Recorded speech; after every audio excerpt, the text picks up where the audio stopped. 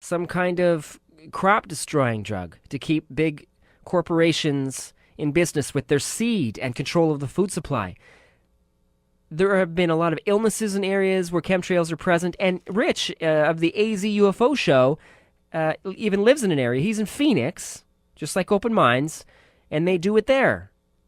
So a really interesting, strange phenomenon happening there. There's a lot of people who are saying it's not happening, but if you do your homework, like I say, in your research, you'll come to the same conclusions that we have, Rich and I, and a lot of other people, that there's some serious blank going on in this department. Watch it. The first time I heard about this documentary was from Jesse Randolph of UFOnaut. What in the world are they spraying? Check it out. You've got to see it. Very good stuff. I spoke about Sylvia Richards. We're going to talk about Leslie Kane's new book here eventually that I just got in the mail. No, I didn't get it. I just ordered it. It's in the mail. It's on the way. UFOs, generals, pilots, government officials go on the record. I'm so excited. It's been a year I've been waiting to get this bloody book. So I went on Amazon and ordered it. Cheap. It was like $13.95 for a hardcover. I was like, oh my God, I've probably saved $20. But because it shipped from the United States, and after I paid shipping, it ended up being like $25.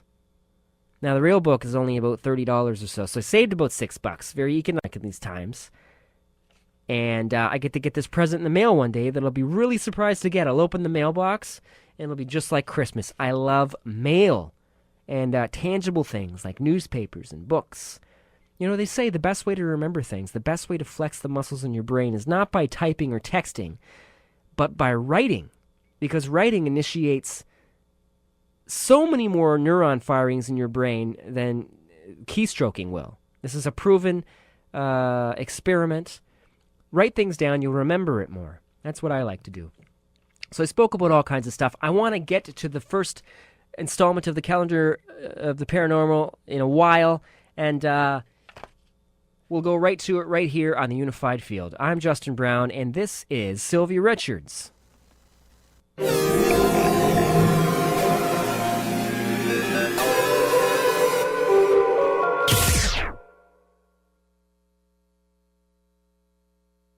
We welcome back Sylvia Richards onto the program. It's been a few episodes since we've spoken to her last, from her wonderful home here in Dartmouth, Nova Scotia. And if you're not familiar with Sylvia Richards and you haven't heard or listened to the older episodes with the Calendar of the Paranormal, she's a tarot reader, spiritual counselor, ordained minister, lecturer, teacher of spiritual development, healer of specifically of level 3 therapeutic touch, and a Reiki master. Are you still the author and publisher as well, Sylvia, of the magazine Spiritual Spectrum? No, the Spiritual Spectrum came to an end, but yes, it was a very good project when I still used to do it, yeah. That's cool. Well, I guess now you're also a freelance writer and correspondent for a paranormal program, so welcome to the program again. Well, it's really good to be here, Justin. Well, we missed you.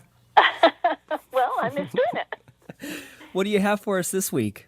Well, today we have a very strange tale from Lajamanu, Australia, where hundreds of fish fell from the sky over a very small area. Now, first, though, I have an update. You may recall a previous edition of the Calendar of the Paranormal when we talked about the Lake and Heath Bent Waters UFO incident. Right, yeah. Well, in the UK, an article by Andy Bloxham published on the 27th of September 2010 in the Daily Telegraph claims that according to US military pilots, aliens have landed, infiltrated British nuclear missile sites, and deactivated the weapons.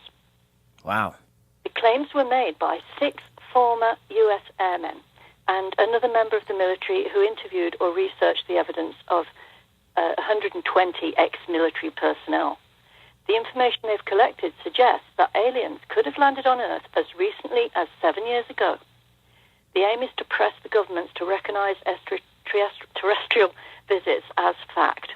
The beings have repeated their efforts in the US and have been active since 1948, the men said, and accused the respective governments of trying to keep the information secret. Captain Robert Salas said, "The U.S. Air Force is lying about the national security implications of unidentified aerial objects at nuclear bases, and we can prove it." Colonel Charles Holt said that he saw a UFO at the former military base at RAF Bentwaters, near Ipswich, during which time he saw beams of light fired into the base, then heard on the military radio that aliens had landed inside the nuclear storage area. He said, "I believe that the security services of both the United States and the United Kingdom have attempted, both then and now, to subvert the significance of what occurred at Bentwaters by the use of well-practiced methods of disinformation." Yeah, this isn't too far out of the range of vision for me. Leslie Kean did a big conference last year with a lot of these guys talking about the implications of UFOs and nuclear facilities, and a lot of the times these unidentified craft interrupting the normal programming or process of the facilities, and even in some cases shutting down some of the warheads. Wow. Yeah, and this Rendlesham Forest incident, too, is it's the UK's biggest Roswell story. So, yes. I'm sure most of the listeners out there are very familiar with that. That's really interesting stuff. Thanks for sharing that. You're welcome. Well, now for today's story. Come back in time with me now to February 25th and 26th, 2010, in the small Australian town of Lajamanu, where amazed residents saw hundreds of fish fall from the sky. While it's not unusual for Australia's northern territories to be battered by torrential rains, being pelted with a downpour of fish is definitely out of the ordinary. And furthermore, it happened not once, but twice. Once on the Thursday and again on the Friday afternoon at about 6 o'clock in the desert town of Lajamanu. The fish were alive when they hit the ground. Christine Barmer, the coordinator of the Lajamanu Aged Care Centre, was walking home when the fish started to fall from the sky. She took photographs of them on the ground and in a bucket. They fell from the sky everywhere, she said. Locals were picking them up off the football oval and on the ground everywhere. Mrs. Barmer said her family thought she'd lost the plot when she told them about the event. "I haven't lost my marbles," she said. "Thank God it didn't rain crocodiles." The small white fish were believed to be spangled perch, which are common through much of the northern Australia. Lajamanu is about halfway between Darwin and Alice Springs, on the edge of the desert, hundreds of miles from Lake Argyll and Lake Elliot, and even further from the coast. In fact, there's no large body of water at all within several hundred miles. It's not the first time this remote community has been bombarded by fins from above. Residents told of seeing fish rain in the past. One said that when he was a child, his friends would go fishing in the football field when fish fell from the sky. In 2004, locals reported fish falling from the sky, and in 1974, a similar incident captured the international headlines. Weather Bureau senior forecaster Ashley Patterson had a theory, not unlike that of many of the other scientists, that fish can be sucked up by water spouts or tornadoes, travel with the clouds, and then fall again miles away. Fish and water picked up with an updraft from a tornado over a large body of water could be lifted 60 or 70,000 feet. He said that geological conditions were perfect on that Friday for a tornado in the Douglas Daly region, except that no tornadoes were reported. It's a very unusual event, he said. The explanation becomes much less plausible when, as in this case, there are no bodies of water nearby, and neither hurricanes nor tornadoes were recorded at the moment of or during the days prior to the anomaly. Rains of animals and other assorted items are rare, but not unknown. They've been recorded in many countries throughout history, in works like the Bible, the ancient Egyptian writings.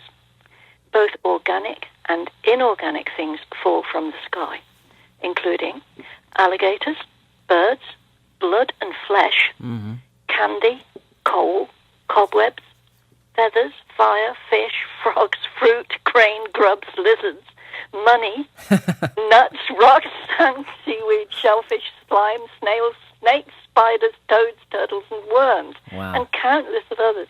If you plan on going outdoors, you should take a strong umbrella, as it may rain cats and dogs. Literally. Strange rains are usually accompanied by thunderstorms, strong winds, and heavy rain. But occasionally things rain down on bright sunny days. So what's going on? The standard explanation is that items are swept up and transported by a whirlwind or waterspout. This seems logical. Storms, especially tornadoes, do pick up objects from one place and drop them in another, and waterspouts are capable of pulling creatures from a lake and depositing them on dry land. But there's a problem with this theory, and that is the selectivity factor. Usually, only stones, or only frogs, or only fish fall in one location. How would a tornado pick up one type of thing? Why nothing else? Yeah. If a storm sweeps everything in its path, how does it manage to release only certain items? Also, more often than not, the creatures land on the ground alive. How? They must not only survive being pulled from the water and existing in the storm, but also the sudden changes in pressure and temperature that would undoubtedly occur. So forces powerful enough to lift creatures into the sky are apparently insufficient to do them any damage. Some say that the stuff falls from airplanes, but this phenomena was occurring long before airplanes were invented. And anyway, stuff doesn't just fall from airplanes, so we can discount that theory. Some believe that the falls indicate a supernatural benevolence. Dry ponds or new ditches have been found to contain full-grown fish after a rainstorm. Others think that poltergeist, psychokinesis, or teleportation may cause things to appear where they don't belong. One popular theory is that parallel dimensions occasionally intersect with our own, causing items to mysteriously vanish or appear. The theory of spontaneous generation, or ambiogenesis, popular with some scientists until the mid-19th century, claimed that small organisms could develop directly from non-living matter. But with most of these theories, the questions remain. How can the falls be so selective? How do the creatures manage to stay alive? Some people believe that extraterrestrials gather up the large supplies and later jettison them in the upper atmospheres. Rains of blood and meat could be waste matter. UFO writer Morris K. Jessup claims that aliens keep Earth creatures in special tanks, which they occasionally empty for cleaning. Writer John Philip Besser believes that UFOs are actually meat-eating animals that live in the atmosphere and occasionally snare food. He claims this is also why people disappear. In Yoro, Honduras, this phenomena is not uncommon. Here the fish are all alive, undamaged, and completely blind. The locals prepare containers to gather the fish every year during the rainy season between May and July in expectation of the annual fish fall. Wow. It's impossible to reconstruct the phenomena. This makes the strange showers harder to investigate scientifically. Are they explainable weather phenomena or messages from the gods? It's simply no way to know at this time what forces are at work, and therefore natural that our explanations are nearly as strange and inexplicable as the mystery itself. Yeah, I love this story. I've always been fascinated with this story since I've been a really young kid. It always baffled my mind why these things would happen. And I heard about, you pretty much covered everything that I wanted to say too, because I've heard of these stories straight throughout the historical record, going way back into time. Oh, yes. And, and the most plausible explanation I can come up with, if I want to do it Occam's razor style, is that they are some kind of water spout or hurricane or tornado picking these things up. But that doesn't always explain it. Well, that's right. And that's the bit that baffles us every time, really, is how does it just pick up one thing? And then again, how does it just drop one thing? Right. Yeah, right. Exactly. It's very selective. So the other thing I can come up with that you mentioned too is that, I mean, it might sound kind of hokey, but I think it may be just as plausible given that we don't know everything about science and physics in the natural world, that we think we do, is it very well could be some kind of energy vortex, some kind of transfer, some interdimensional overlapping like you mentioned. That's my favourite theory.